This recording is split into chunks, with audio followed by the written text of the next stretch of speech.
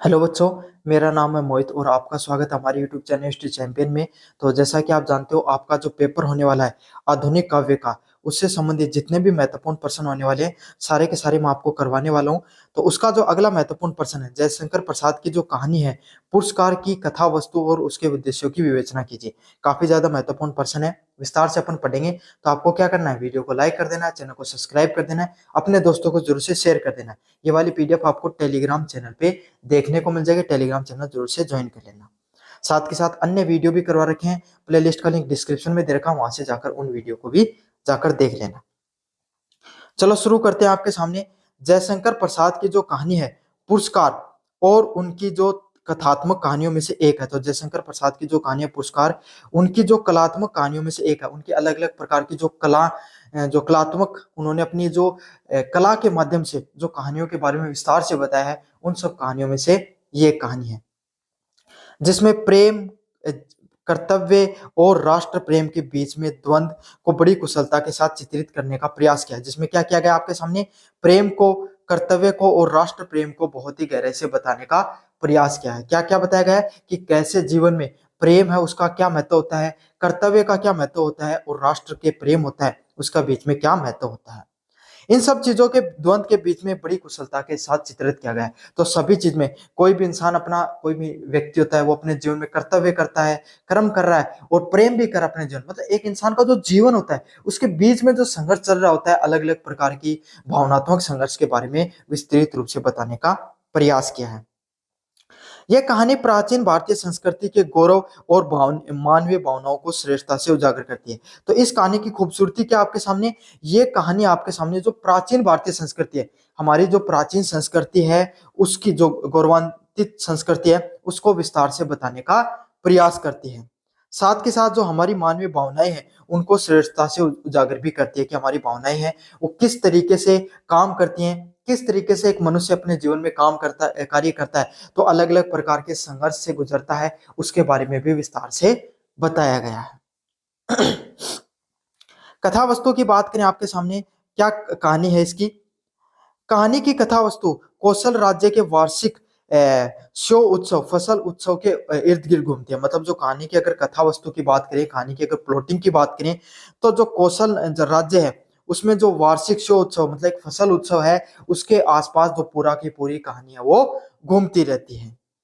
यह राज्य का सबसे सुंदर खेत है, खेत के मालिक को पुरस्कृत किया जाता है। मतलब इसमें जो जीतने पर क्या किया जाता है, उसका जो मालिक है उसको उस राज्य का सबसे सुंदर खेत बनाता है और उसके लिए उसको क्या किया जाता है, पुरस्कृत किया जाता है इस कहानी के अंदर। और राजा स्वयं उस खेत में एक दिन के लिए हल चलाता है, और राजा क्या करता है, एक दिन उसमें खुद हल चलाता है। और वर्ष में इस वर्ष में एक ऐसा उत्सव आयोजित होता है। देखो मैं बताता हूँ आपको क्या होता है। एक राज्य कौशल राज्य है, उसमें एक शो उत्सव को मनाया जाता है। शो उत्सव क्या होता है, पूरे राज्य में जितने भी खेत हैं उसमें से सबसे अच्छे खेत को, सबसे अच्छा खेत जो उपजाऊ हो, दिखने में भी अच्छा हो, जिसमें अच्छी फसल होती है, उस खेत को राजा चुनता है, उसको पुरस्कृत करता है उस उत्सव में भाग लेने वाले सभी कृषकों में से। और उस खेत में राजा क्या करता है, एक दिन के लिए हल चलाता है, तो उस खेत की वैल्यू बढ़ जाती है वही चीज से। कहानी की जो नायिका है मधुलिका कौशल के एक वीर सेना नायक की पुत्री है। तो इसमें जो एक नायिका दिखाई गई है, कौन, मधुलिका, वो क्या करती है, कौशल के जो एक वीर सेना नायक की, कौशल है जो कौशल राज्य है उसका जो वहां का एक सेना नायक है, उसकी क्या है, एक पुत्री है, जिसके पैतृक भूमि कौशल नरेश ने छीन ली। और जिसकी जो पुरानी जमीन थी, मतलब जो माता पिता की जमीन होती है ना, उसको दादा दादी या माता पिता की जमीन जो सीधे बच्चों को मिलती है उसको पैतृक जमीन बोला जाता है। उसको, उस जो कौशल के राजा थे उसने उसको क्या कर लिया था, छीन लिया था। राजा ने उसे भूमि के बदले स्वर्ण मुद्राएं देकर उसका सम्मान किया। और क्या क्या, जमीन तो ले ली लेकिन उसके बदले उसको थोड़ा सा धन देके सम्मानित किया था। लेकिन लेकिन मधुका के लिए भूमि, पैतृक जो पैतृक भूमि है वो क्या गौरव थी। भाई एक बात बताओ, अगर आप में से काफी लोगों के पास जमीन है और वो आपको अगर जमीन के बदले पैसे दिया जाए तो पैसा आपके लिए ज्यादा महत्वपूर्ण है, वो जमीन ज्यादा महत्वपूर्ण है, तो आप में से 90% लोग यही कहोगे कि सर जो हम खेती, जिस जमीन में हम रहते हैं और खेती करते हैं उसके बदले हमें पैसा नहीं चाहिए, हमें तो उस जमीन से ही लगाव है। समझ में आ गया। तो यही चीज है जो वहां का जो वीर सेना नायक थी कौशल का, उसकी जो पुत्री है जो मधुलिका, उसके पिता को क्या करे, किया गया, उसकी जमीन छीन ली गई और उसके बदले कुछ स्वर्ण मुद्राएं, कुछ पैसे देकर उसको भेंट दिया गया। लेकिन मधुलिका को ये पसंद नहीं आया, क्योंकि उनके लिए तो क्या थी भाई, जमीन ही सब कुछ थी, जिसे वे अभी भुला नहीं पाई। और मधुलिका है ना, वो उस चीज को, जो उनकी जमीन थी, पैतृक जमीन है, उससे उसे इतना लगाव था कि वो उसे अभी तक नहीं भुला पाई है।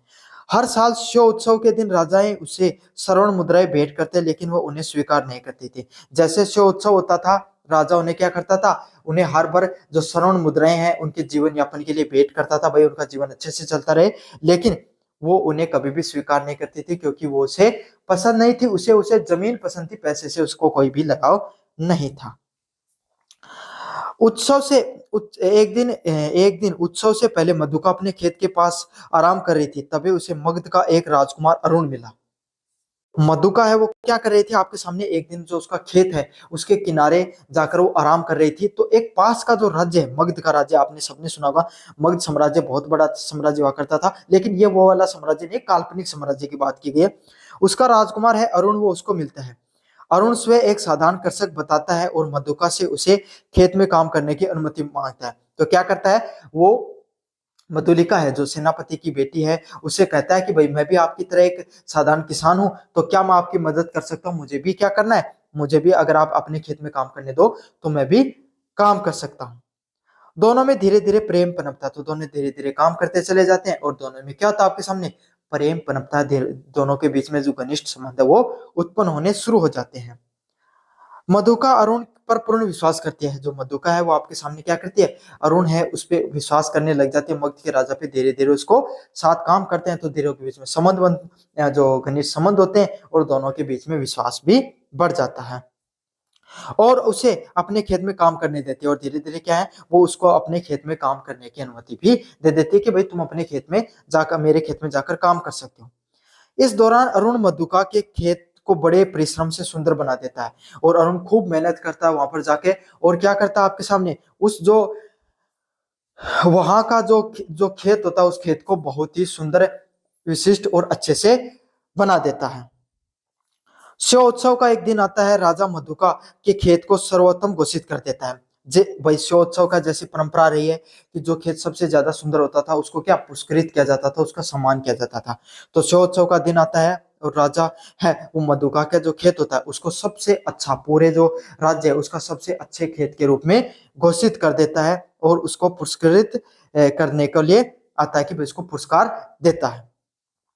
इस बार मधुकाएं स्वर्ण मुद्राएं स्वीकार कर लेती है, लेकिन सबसे अच्छा खेत होने के बदले इस बार जो क्या होती है, मधुका जो पहले आपको पता है, मैंने बताया था कि वो कभी भी पैसे नहीं लेती थी, स्वर्ण मुद्राएं वो राजा से स्वीकार ही नहीं करती थी, लेकिन इस बार उसने स्वर्ण मुद्राएं स्वीकार कर ली, जिससे सभी आश्चर्यित होते हैं। राजा पूछता है कि उसकी कोई और इच्छा है, तो भाई राजा उससे पूछता है कि भाई तेरी और कोई इच्छाएं हैं क्या। मधुका कहती है कि अपनी पैतृक भूमि को पुनः प्राप्त करना चाहती है, और वो राजा के सामने इच्छा करती है कि हमारी जो पुरानी जमीन थी, जो आपके द्वारा हम अपने जो राज्य में मिला ली है, कृपया आप मुझे उसको दे दीजिए। राजा उसकी इच्छा क्या कर देता है, पूर्ण कर देता है। भाई ये बात कहती है तो राजा को भी लगता है कि भाई से उसकी जो पुरानी जमीन है वो उसको लौटा देनी चाहिए, और वो उसको उसकी पुरानी जमीन है वो लौटा देता है। अगले ही पल अरुण, जो वास्तव में मगध का राज्य था, कौशल पे आक्रमण की योजना का खुलासा करता है। अगले पल क्या होता है, अरुण जो मगध का जो राजा है वो क्या करता है, कौशल पे आक्रमण करने की कहता है कि भाई वो पास का साम्राज्य था, तो वो कह देता है कि भाई मैं तो तुम पर आक्रमण करूंगा। उसने मधुका के खेत का उपयोग कौशल पर आक्रमण करने के लिए गुप्त रास्ते के रूप में किया। अब वो क्या कर लेता है, वो एक छल करता है। वो क्या करता है, मधुका का जो खेत है उसमें वो कार्य करने के साथ साथ जो वहां का जो राज्य था उसकी जितनी भी गुप्त चीजें थी उसको बारे में पता करने में, गुप्त योजना बनाने में उसने क्या क्या उसका उपयोग किया था। मधुका को यह जानकर उसका प्रेम और उसके राज्य के लिए खतरा खतरा बन गया। उसको जब ये पता चलता है कि उसने जो प्रेम किया था अरुण के साथ, और वो उसके राज्य के लिए क्या बन जाता है, आपके सामने खतरा बन जाता है, तो वो क्या हो जाती है, इस चीज को जानकर वो विचलित हो जाती है, परेशान हो जाती है। प्रेम और कर्तव्य में फंसकर वह राजा की एक और याचना करती है कि उसने देशद्रोहियों को पहचान लिया है। क्या करती है वो प्रेम तो करती है अरुण से, अरुण उसको बताता है कि भाई मैं अब आपके राज्य पर क्या करने वाला, आक्रमण करता हूँ। एक तरफ जो मधुका उससे प्रेम करती है, दूसरी तरफ आपके सामने देशभक्ति होती है, आपके साथ जो अरुण के साथ जो प्रेम करती है, दूसरी देशभक्ति जो अपने देश कौशल से वो प्रेम करती है, अपनी पैतृक भूमि से जो प्रेम करती है, दोनों के बीच में द्वंद में फंसती है, लेकिन वो अपने देश को चुनती है। वो क्या कहती है कि उसने देशद्रोहियों को पहचान लिया है और उन्हें दंडित किया जाना चाहिए। वो क्या कहती है कि मैं देशद्रोहियों को जानती हूँ, आप उन्हें दंड दीजिए। और इस अपराध में वो खुद भी शामिल हो, और क्या कह देती है कि भाई जाने अनजाने में इस अपराध में मैं भी शामिल हुई। वह राजा से अरुण को, उसे स्वयं को मृत्युदंड करने की याचना करती है, और राजा से क्या कहती है कि अरुण को और दोनों को, भाई वो दोनों प्रेम करते थे, वो मगध का राजा था, उस दोनों को क्या मृत्युदंड देना चाहिए। राजा द्रवित द्रवित होकर उसे मृत्युदंड स्वीकार करने का पुरस्कार प्रदान करते हैं। तो राजा क्या है, जो उस चीज से प्रसन्न होते हैं और दोनों को मृत्युदंड देने का पुरस्कार देते हैं, मतलब उनको दंडित देने का भी कार्य करते हैं। तो ये कहानी बताई गई है जिसमें एक व्यक्ति के जीवन में प्रेम का क्या महत्व होता है, और प्रेम और देशभक्ति के बीच में किस तरीके से मधुका ने अपने कर्तव्य को चुना। प्रेम को चाहती तो वो स्वार्थ में क्या क्या चुन सकती थी, प्रेम को चुनकर आपके सामने मगध राज्य में राजकुमारी बनकर रह सकती थी, लेकिन उसने इसको नहीं चुनकर अपनी देशभक्ति को चुना। एक तरफ जहां उसको हर साल स्वर्ण मुद्राएं मिलती थी ताकि वो अपने जीवन को अच्छे से यापन कर सके, लेकिन उसको नहीं चुनकर वो क्या करती थी, अपने खेत में काम करना चुनती थी। उसने अपने पैतृक भूमि को चुना। तो ये एक देशभक्ति, कर्तव्य और प्रेम की बहुत ही सुंदर चित्रण किया गया है। मुझे उम्मीद है आपको कहानी पसंद आई होगी। पुरस्कार कहानी को कई उद्देश्यों में लिखी गई है। पहला, आपके सामने प्रेम और कर्तव्य का द्वंद। कहानी का मुख्य उद्देश्य प्रेम और कर्तव्य, विशेषकर राष्ट्र प्रेम के बीच में द्वंद को दिखाना है। क्या दिखाया गया है, प्रेम और कर्तव्य में किस चीज को चुनना चाहिए। एक ऐसी विकट परिस्थिति है जहां दोनों आपस में क्या करते हैं, प्रेम भी करते हैं, लेकिन जब उसे पता चलता है कि अरुण ने छल किया है उसके साथ या पूरे राज्य के साथ, वो क्या कर रहा था, गुप्त रूप से योजना बना रहा था, तो उसका कर्तव्य उस अपने देश को बचाना, तो वो कर्तव्य को चुनती है। तो कहानी में यही दिखाया गया, प्रेम और कर्तव्य, विशेषकर राष्ट्र प्रेम के बीच में द्वंद दिखाया गया है कि अगर आपको प्रेम और राष्ट्र प्रेम में चुनने को मौका मिले तो आप किसको चुनोगे। मधुका का अरुण के प्रति प्रेम अत्यंत गहरा है, और अगर मधुका है उसका अरुण के प्रति प्रेम भी बहुत गहरा है, वो दोनों बहुत अच्छे से प्रेम भी करते हैं। लेकिन जब उसे पता चलता है कि प्रेमी ही उसी राज्य का शत्रु है, लेकिन जब उसे पता चलता है कि उसका जो प्रेमी है वो इसी राज्य का क्या है, शत्रु है, तो वह बिना किसी मौके क्या करती है, राष्ट्र प्रेम को सर्वोपरि रखती है। तो क्या करती है, राष्ट्र प्रेम है उसको सबसे ऊपर रखती है, राष्ट्र प्रेम को अपने प्रेम से, मतलब देशभक्ति अपने निजी हित से वो हमेशा क्या रखती है, ऊपर रखती है।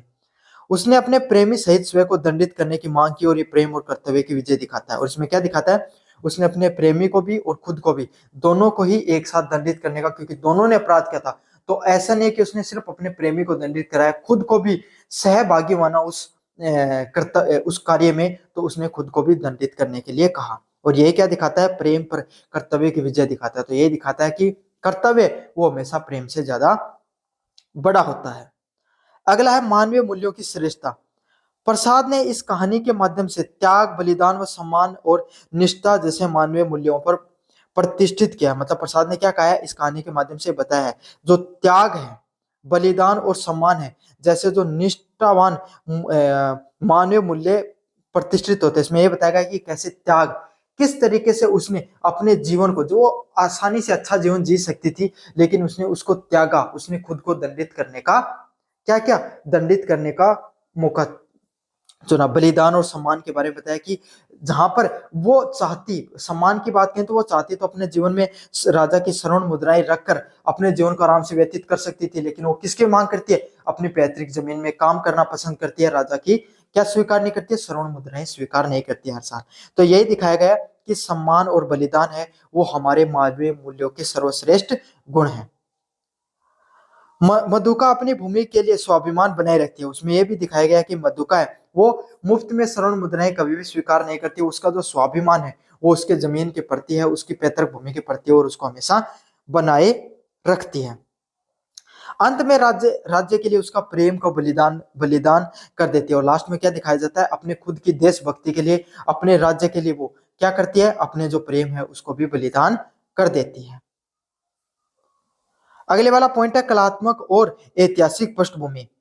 प्रसाद की जो कहानियों की प्रसाद की जो अन्य कहानियां हैं उसकी तरह पुरस्कृत भी एक कलात्मक कहानी है। तो जो प्रसाद है उसकी जो अन्य कहानियों की तरह जो पुरस्कृत कहानी की बात करें, वो भी एकदम कलात्मक कहानी है, जिसमें कला के माध्यम से, प्रतीक के माध्यम से, ऐतिहासिक जो वातावरण होता है ना, उसके माध्यम से क्या किया गया है, बहुत ही सुंदर प्रयोग और बहुत ही शानदार कहानी को बताने का प्रयास किया गया।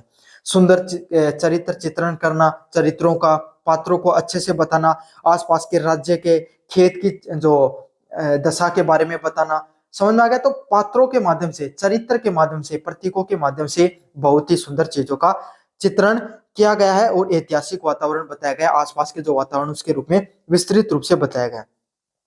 यह कहानी अतीत के गौरवशाली मूल्यों और आदर्श को वर्तमान से जोड़ती है।